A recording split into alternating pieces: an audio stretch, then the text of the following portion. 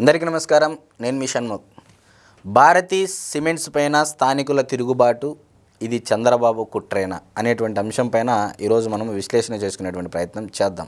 మరి భారతీ సిమెంట్స్ యొక్క సమస్య ఏంటి, ఎందుకు స్థానికులు తిరుగుబాటు చేస్తున్నారు, మరి దీంట్లో ఇప్పుడున్నటువంటి ప్రభుత్వం పాత్ర ఏమైనా ఉందా, చంద్రబాబు నాయుడు గారి కుట్ర ఉందా అని చెప్పేసి మనము టాపిక్ ఎంచుకోవడం జరిగింది. మరి కడప జిల్లా కమలాపురం మండలంలోని నల్లలింగాయపల్లె గ్రామంలో ఉన్నటువంటి భారతీ సిమెంట్స్, మరి ఆ పల్లె గ్రామ ప్రజలు భారతీ సిమెంట్స్ కంపెనీకి భూములు ఇవ్వడం జరిగింది. భూములు ఇచ్చిన రోజున ఏమని అగ్రిమెంట్ చేసుకోవడం జరిగింది? రైతులు అంటే ఉద్యోగం ఇస్తామని లేదా తగిన పరిహారం ఇస్తామని చెప్పేసి ఆనాడు కంపెనీ యాజమాన్యం కూడా అగ్రిమెంట్ చేసుకోవడం జరిగింది. మరి తీరా చూస్తే జగన్మోహన్ రెడ్డి గారేమో ఒకవైపు రాష్ట్రమంతా పర్యటన చేస్తూ భోగాపురానికి భూములు ఇచ్చినటువంటి రైతులు నా వల్లే ఈరోజు భోగాపురం ఇంటర్నేషనల్ ఎయిర్పోర్టు అంతా అయ్యిందని చెప్పేసి క్రెడిట్ చోరీ చూస్తూ ఉన్నారు. మరి అదేవిధంగా విజయవాడలో ఇప్పుడు కొత్తగా కడుతున్నటువంటి ఎయిర్పోర్టు కూడా నా వల్లే అని చెప్పేసి కూడా రేపు క్రెడిట్ చోరీకి సిద్ధమవుతా ఉన్నారు. మరి పోలవరానికి కూడా భూములు ఇచ్చినటువంటి రైతులకు అంతా నేనే చేశాను అని చెప్పుకునేది కానీ క్రెడిట్ చోరీకి కూడా సిద్ధమవుతా ఉన్నారు. మరి రాష్ట్రంలో మామిడి రైతులు, పొగాకు రైతులు,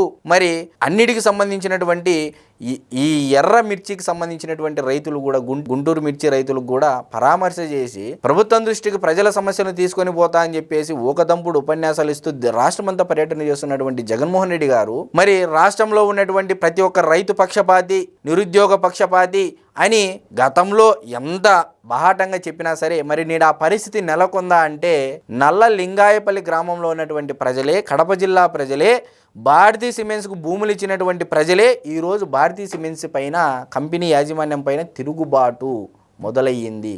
ఎందుకంటే మరి 6 నెలల జీతాలు కాంట్రాక్ట్ కార్మికులకు సంబంధించినటువంటి విషయంలో కొంతమందికి 30,000 రూపాయలు చెల్లిస్తూ ఉన్నారు, కొంతమందికి 15,000 రూపాయలు చెల్లిస్తూ ఉన్నారని చెప్పేసి అక్కడున్నటువంటి ఉద్యోగులు చెప్తా ఉన్నారు.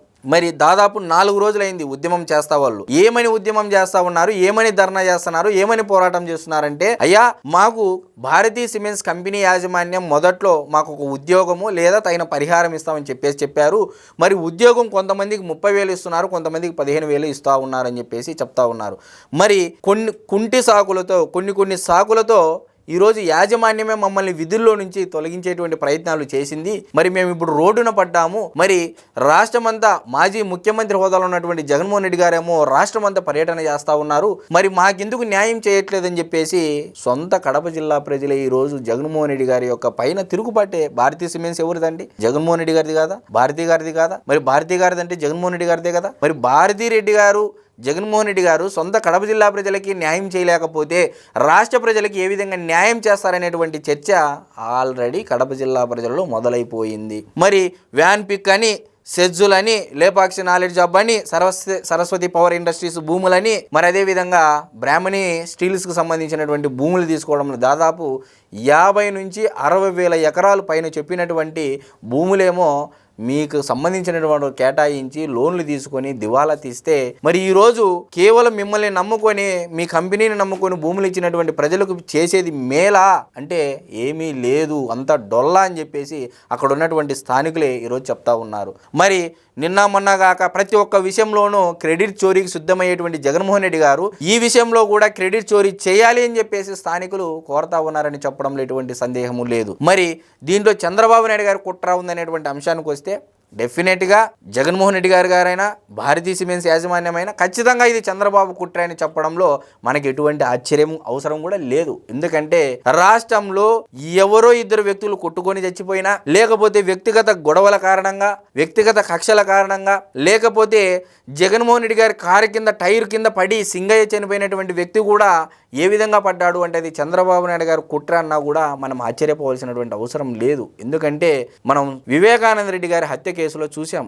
నారాసుర రక్త చరిత్ర అని చెప్పేసి ప్రజలందరినీ నమ్మించి రాజకీయ లబ్ధి పొంది నేటికి 7 సంవత్సరాలు పూర్తి అయ్యింది. మరి సొంత స్థానికులకి న్యాయం చేయలేనటువంటి వ్యక్తి ఈరోజు అది కూడా చంద్రబాబు గారి పైన బురద జల్లేనటువంటి ప్రయత్నం అయితే ఖచ్చితంగా చేస్తారని చెప్పడంలో కూడా ఎటువంటి సందేహము లేదు. ఎందుకంటే చంద్రబాబు నాయుడు గారి పేరు ఎత్తకపోతే ఇక్కడ మనం ఆశ్చర్యపడాలి, కానీ చంద్రబాబు నాయుడు గారు కుట్ర కుట్ర అంటే మనం ఆశ్చర్యపోవాల్సిన అవసరం లేదు. ఎందుకంటే ఆయనకు బూచిగా చూపించడానికి అటు తెలంగాణలో ఉన్నటువంటి రాజకీయ నాయకులకైనా, ఇక్కడ ఉన్నటువంటి ప్రతిపక్ష నాయకుడు జగన్మోహన్ రెడ్డి గారికైనా చంద్రబాబు నాయుడు గారు కుంటి సాకులుగా చూపించడానికి ఉపయోగపడుతున్నారనేది మనం అందరం గుర్తుంచుకోవాల్సినటువంటి అంశం.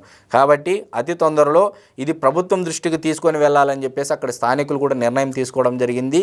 మీరు కానీ మాకు జీతాలు చెల్లించుకోకుండా తక్షణమే విధుల్లోకి తీసుకోకుండా ఉంటే ఖచ్చితంగా ఇది ప్రభుత్వం దృష్టికి తీసుకొని వెళ్తామని చెప్పేసి దీన్ని పోరును మటుకు ఉద్యమాన్ని మటుకు విరమించేదే లేదు అని చెప్పేసి తెగేసి చెప్పడం జరిగింది. అందరికీ నమస్కారం.